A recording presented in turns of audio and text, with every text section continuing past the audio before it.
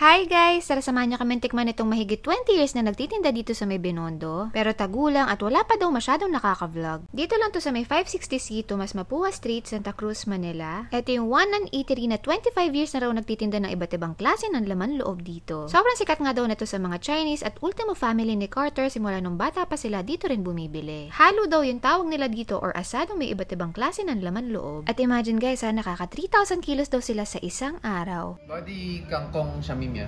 Biết con nó năng con sao mà đi ra yung ano baga dito bayguya totumong pantok tinga pito puso nguso. O diba guys, sobrang titindi ng mga laman loob na sinaserve nila dito. Meron ng bahay guya or matres ng baboy, meron ng pantog at pati nguso, meron din sila.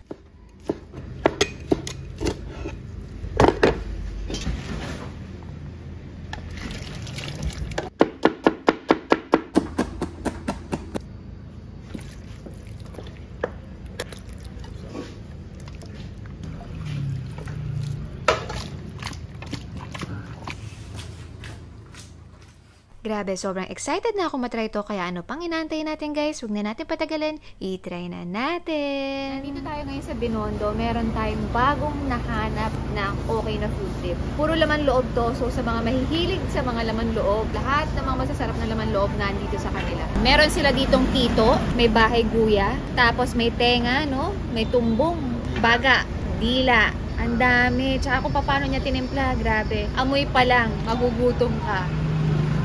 So, try na natin ha. Halo-halo na to. Ang tawag nila dito, halo? Halo. Halo ang tawag nila. So, yung kalahating kilo, 500 pesos. So, 1,000 kung isang kilo. Okay. Sulit na. Ang dami na to. Oh. At ang maganda pa sa kanila dito, ang dami nyo pwedeng pagpilian. Diba? Ang cute ng concept eh, diba? So, try na natin. Huwag na natin patagalin pa. Let's try.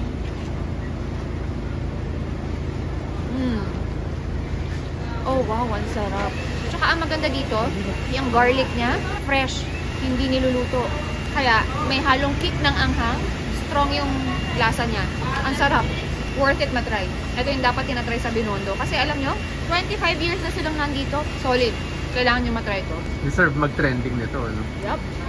Lupit ng timpla nila. Masarap.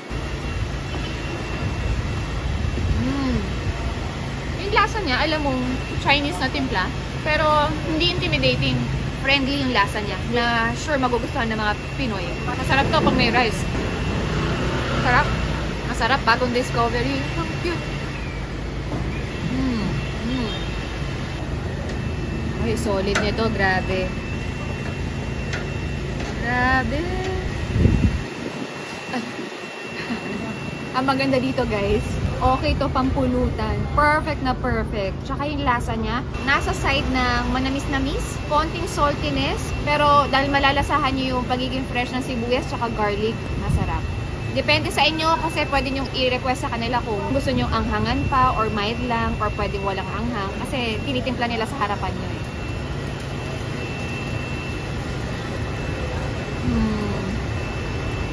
Sarap yan. Sarap. Gusto ko yung sakto ng anghang niya.